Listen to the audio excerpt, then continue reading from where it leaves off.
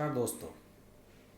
राजस्थान का मामला सेटल हो चुका है और कांग्रेस की सरकार वहाँ सेफ है अगले 6 महीने के लिए कम से कम। और अब इसके बाद हाईकमान को, पार्टी हाईकमान को ये संतुष्टि रहेगी कि चलिए एक महत्वपूर्ण स्टेट हमारे हाथ से निकलने से बच गया।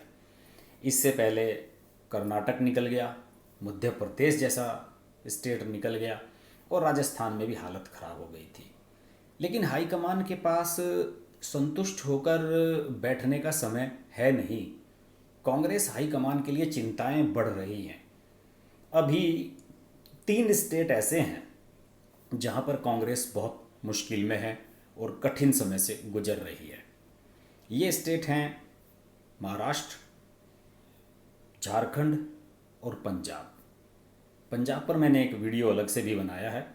पहले पंजाब के बारे में बात करते हैं। देखिए, पंजाब में कैप्टन अमरिंदर की सरकार है और सबको पता है कि कैप्टन अमरिंदर सोनिया गांधी की पसंद थे, जबकि प्रदेश अध्यक्ष रहे प्रताप बाजवा को राहुल गांधी पसंद करते थे। लेकिन हरियाणा की तरह ही स्थिति बनी पंजाब में।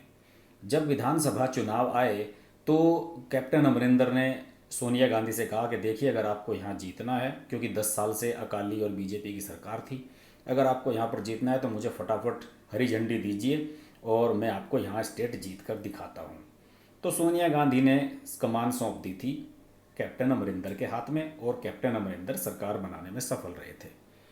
लेकिन ये भी सही है कि जो दूसरा विरोधी खेमा है, जिसको लीड करते हैं प्रताप सिंह बाजवा, जो अब राज्यसभा के सांसद बन चुके हैं, यहाँ के पंजाब के प्रदेश अध्यक्ष भी रहे हैं और राहुल गांधी के करीबी हैं, और इसके अलावा शमशेर सिंह दुल्लो, वो भी राज्यसभा सांसद हैं, और अमरिंदर की जो विरोधी लॉबी है उसको रिप्रेजेंट ये लोग करते हैं। अभी पिछले दिनों जहरीली शराब से यहाँ कुछ लोगों की मौत हुई, लगभग 100-150 लोगों की। इस मुद्दे को लेकर इन दोनों राज्यसभा सांसदों ने अमरिंदर के खिलाफ मोर्चा खोला, उनकी आलोचना की, हाईकमान से कहा कि कैप्टन अमरिंदर को तुरंत हटा दिया जाए, वरना यहाँ पार्टी की हालत वही होगी जो पश्चिम बंगाल में सिद्धार्थ शंकर रे के समय हुई थी, बिल्कुल फिनिश हो गई थी। और अगर कैप्टन अमरिंदर इसी तरीके से काम करते रहे तो यहाँ भी फिनिश हो जाएगी। 2022 में अगला विधानसभा चुनाव आना है। हालांकि कैप्टन अमरिंदर ने ये कहा था कि ये उनका आखिरी विधानसभा चुनाव है, 2017 का जो था। और लेकिन अब कैप्टन अमरिंदर में जान आ गई है और वो 2022 का चुनाव भी अपने नेतृत्व में लड़ने की बात कर रहे हैं और दबाव बना रहे हैं हाईकमान पर। तो दोस्तों, फिलहाल स्थिति ऐसी बनती हुई नज़र आ रही है कि पंजाब में आने वाले समय में कांग्रेस की सरकार अस्थिर भी हो सकती है और हो सकता है कि अंदरूनी गुटबाजी आने वाले समय में पार्टी को नुकसान पहुंचा दे। इस पर मैंने अलग से वीडियो बनाया है, आप डिटेल से देख सकते हैं। इसके अलावा एक जो महत्वपूर्ण मसला है वो है झारखंड का।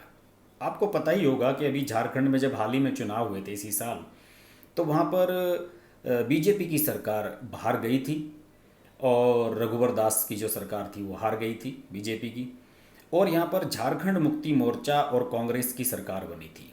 झारखंड मुक्ति मोर्चा को यहाँ पर टोटल 81 सीटें हैं विधानसभा की और बहुमत के लिए 42 सीटें चाहिए। तो झारखंड में 30 सीटें तो आई थी झारखंड मुक्ति मोर्चा, जो शिबू सोरेन की पार्टी है, उनके बेटे हेमंत सोरेन वो चीफ मिनिस्टर बने, सबसे बड़ा दल बनकर उभरे, और 16 विधायकों वाली कांग्रेस ने उन्हें समर्थन दिया। इसके अलावा लालू की पार्टी जो है आरजेडी, उसका भी एक विधायक है। बीजेपी के यहाँ 25 विधायक हैं। तो बीजेपी यहाँ सरकार बनाने की पोजीशन में नहीं थी, सारा विपक्ष बीजेपी के खिलाफ एक था और हेमंत सोरेन चीफ मिनिस्टर बन गए। और जिस समय वो चीफ मिनिस्टर बने तो कुछ सीटें ऐसी थी, अभी जो टोटल स्ट्रेंथ के हिसाब से जितने मंत्री बनाए जा सकते हैं उतने मंत्री नहीं बनाए गए हैं, और इसमें सुनने में आ रहा है कि कांग्रेस के जो विधायक हैं उन्हें इसमें एडजस्ट किया जाना था। और ये बात जो कांग्रेस के प्रभारी हैं प्रदेश के, आरपीएन सिंह, बड़े नेता हैं, पूर्व केंद्रीय मंत्री रहे हैं, उनको कमान सौंपी गई थी कि आप निगोशिएशंस करें हेमंत सोरेन से। लेकिन वो निगोशिएशंस करने में विफल रहे हैं और अभी कांग्रेस के विधायकों को मंत्रिमंडल में एडजस्ट उस तरीके से नहीं किया जा सका है जिसकी शुरू में बात हुई थी। और यही वजह है कि यहाँ पर जो कांग्रेस के विधायक हैं उनमें नाराज़गी है और वो लगातार केंद्रीय नेतृत्व के टच में हैं और वो चाहते हैं कि जो प्रदेश के पीसीसी के अध्यक्ष हैं और इस समय मंत्री भी हैं हेमंत सोरेन की सरकार में, उन्हें भी हटाया जाए। और इसके अलावा आरपीएन सिंह के खिलाफ भी बगावत वहाँ पर हो रही है। और अभी ये सुनने में आया है कि राज्यसभा के जो सांसद हैं यहाँ के झारखंड के, धीरज प्रसाद साहू, उनके नेतृत्व में कुछ एमएलए दिल्ली आए थे और उन्होंने हाईकमान से बात की, सोनिया गांधी राहुल गांधी के सामने अपनी बात रखी और कहा कि देखिए वहाँ पर कांग्रेस को सम्मान नहीं मिल रहा है जो मिलना चाहिए। ये लोग अहमद पटेल, गुलाम नबी आज़ाद, इन लोगों से भी मिले और इन्होंने कहा कि हमें हेमंत सोरेन की सरकार पर दबाव बनाकर रखना चाहिए, लेकिन आरपीएन सिंह हमें दबाव बनाने नहीं दे रहे हैं। तो इस वजह से काफ़ी कठिन दौर से कांग्रेस वहाँ पर गुजर रही है। इसके अलावा हेमंत सोरेन को डाउट है कि बीजेपी उनकी सरकार गिराने की कोशिश कर रही है और इसी की वजह से उन्होंने अपने पार्टी के जो राष्ट्रीय कोषाध्यक्ष हैं रवि केजरीवाल, उन्हें पार्टी से निकाल दिया। और उन्होंने कहा कि झारखंड मुक्ति मोर्चा के विधायकों को तोड़ने के लिए सुपारी दी गई थी रवि केजरीवाल को कि आप इन विधायकों से बात करें, और लगभग 12-13 विधायकों से बीजेपी ने बात शुरू भी कर दी थी कि हम उन्हें अपनी तरफ मिला लें तो हेमंत सोरेन की सरकार गिर सकती है। लेकिन हेमंत सोरेन ने एक्शन लिया और रवि केजरीवाल को बाहर का रास्ता दिखा दिया और अपनी सरकार को बचाने में वो सफल रहे। यानी कि एक अनइजीनेस जो है वो झारखंड की सरकार में भी बनी हुई है, जो कि कांग्रेस से जुड़ी हुई है। कांग्रेस भी बेचैन है वहाँ पे। कांग्रेस की स्थिति वहाँ पर ऐसी ही है जैसी कर्नाटक में कुमारस्वामी के सामने थी। कुमारस्वामी चीफ मिनिस्टर थे तो कांग्रेस वहाँ लगातार उन्हें सपोर्ट करने के बावजूद भी उनका विरोध कर रही थी। तो यहाँ भी कांग्रेस की स्थिति उतनी सेफ नहीं है और कांग्रेस में बेचैनी का माहौल है। कुछ ऐसी ही स्थिति महाराष्ट्र में है। आपको पता ही है कि उद्धव ठाकरे की सरकार को एनसीपी और कांग्रेस सपोर्ट कर रहे हैं और कांग्रेस में इंटरनल पॉलिटिक्स ज़बरदस्त चल रही है।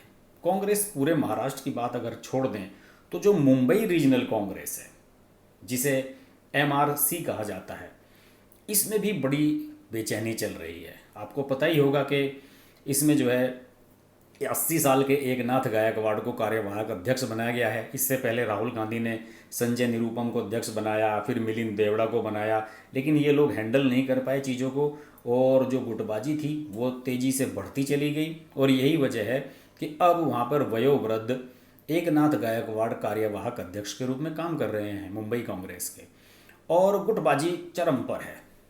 तो यहाँ भी कांग्रेस बेचैनी में है और अब उन्हें तलाश है किसी नए चेहरे की। सुनने में आया है कि वहाँ पर अमरजीत सिंह मन्हास जो अच्छे जानकार हैं और स्वर्गीय जो गुरुदास कामत बड़े नेता रहे हैं कांग्रेस के, उनके साथ काम कर चुके हैं, उनका नाम चर्चाओं में चल रहा है। इसके अलावा एक यूनियन लीडर हैं भाई जगताप, उन्हें बनाया जा सकता है यहाँ का मुंबई का अध्यक्ष। इसके अलावा एक्स एमएलए नदीम खान की भी चर्चाएं हैं। तो फिलहाल कांग्रेस की स्थिति 3 स्टेट्स में और बड़ी विचित्र हो रही है। ये हैं पंजाब, महाराष्ट्र और झारखंड। तो कांग्रेस की असली लड़ाई तो प्रदेश की नहीं है, कांग्रेस की असली लड़ाई चल रही है केंद्रीय नेतृत्व में, सोनिया गांधी वर्सेस राहुल गांधी। राहुल गांधी इस बार भी अध्यक्ष नहीं बने और 10 अगस्त से सोनिया गांधी ही फिर कंटिन्यू कर गई हैं अध्यक्ष के लिए, अंतरिम अध्यक्ष के रूप में ही, और राहुल गांधी मानने के लिए तैयार नहीं हैं अध्यक्ष पद पर वापसी के लिए। अब कांग्रेस में स्थिति इतनी खराब होती जा रही है कि केंद्रीय नेतृत्व में बेचैनी का जो आलम है वो स्टेट्स में भी नजर आने लगा है। ऐसी स्थिति में आने वाले समय में बिहार, उत्तर प्रदेश जैसे राज्यों के महत्वपूर्ण चुनाव कांग्रेस कैसे लड़ेगी, ये एक बड़ा सवाल है। कांग्रेस पर हमने कई वीडियो बनाए हैं, पूरी प्लेलिस्ट है मेरी, आप बाकी वीडियोस भी देख सकते हैं। कांग्रेस पर हम बात करते रहेंगे, लेटेस्ट अपडेट आपके लिए मैं लाता रहूँगा। देखते रहिए हर्ष की बात लाइव। नमस्कार। अगर आपको हमारी वीडियो पसंद आई तो वीडियो को लाइक करें, चैनल को सब्सक्राइब करें और नोटिफिकेशंस के लिए बेल आइकन को प्रेस करें।